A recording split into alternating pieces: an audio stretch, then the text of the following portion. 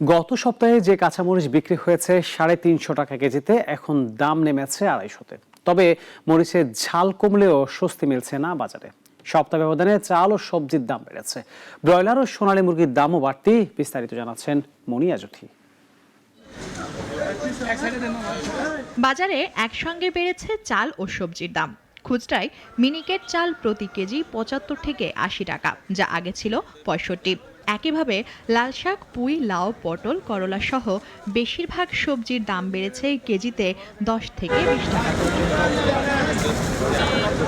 বাজারে এসে ক্ষোভ ছাড়ছেন ক্রেতারা। কাঁচা মরিচের দাম কমলেও অন্য সবকিছুর দাম বাড়ায় তাদের মুখে হাসি নেই। কেউ কেউ বলছেন এক সপ্তাহে এক জিনিসের দাম কমলেও ৩ জিনিসের বাড়তি দাম নেয়।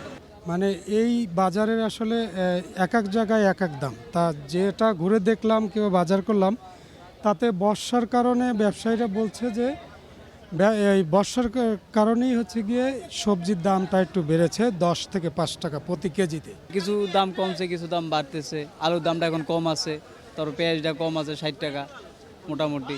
তারপর আলু হইলো পাল্লা ১২০ টাকা নিচ্ছে মোটামুটি। এখন আমাদের স্বস্তি আছে, এইভাবে থাকলেই মোটামুটি ভালো। সব কিছু আমার না বিশ্বাস হয়ে গেছে আমাদের জন্য।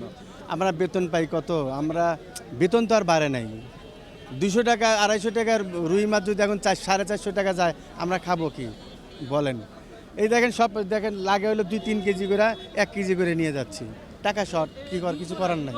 হ্যাঁ, আমাদের টাকা তো সীমিত, দাম বাড়লে তো আমাদের লিমিটেশন চলে আসবে নিচে।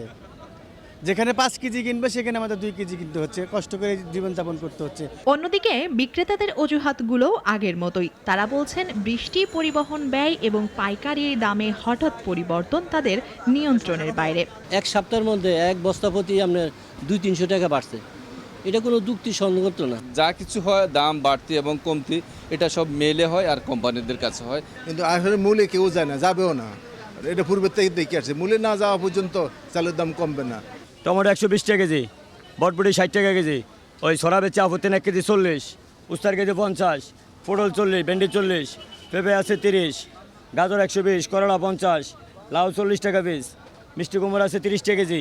চাল, ডাল ও সবজির বাজারে অস্থিরতা চলছে টানা কয়েক সপ্তাহ ধরে। বাজার মনিটরিং না থাকায় দাম বৃদ্ধির সুযোগ নিচ্ছে মধ্যস্বত্বভোগীরা, এমন অভিযোগও রয়েছে। দ্রব্যমূল্যের এই ওঠানামা সাধারণ মানুষকে যেমন বিপদে ফেলছে, তারা প্রশ্ন তুলছেন বাজার ব্যবস্থাপনায় সরকার বা সংশ্লিষ্ট সংস্থাগুলোর নজর কতটুকু। মুনিয়া জুথি, নাগরিক, ঢাকা।